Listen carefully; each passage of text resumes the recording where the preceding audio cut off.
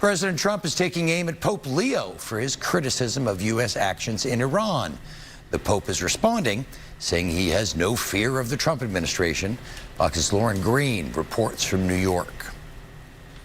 Tensions are high between President Trump and Pope Leo. I don't think that the message of the gospel is meant to be abused in the way that some people are doing. The first pope from the United States has been an outspoken critic of the policies of his home country, speaking out on issues like immigration, Venezuela, and most recently, the war with Iran. On Sunday night, President Trump didn't hold back. We don't like a pope that's going to say that it's okay to have a nuclear weapon. We don't want a pope that says crime is okay in our cities.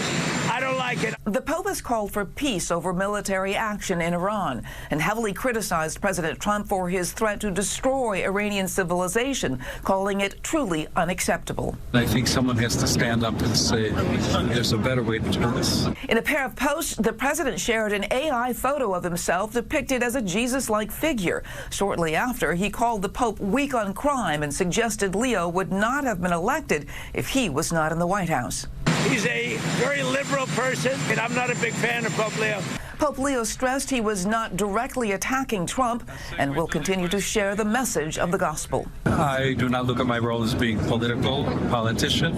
I don't want to get into a debate with him. Some prominent Christian conservatives who have supported President Trump in the past are heavily criticizing his AI post. In New York, Lauren Green, Fox News.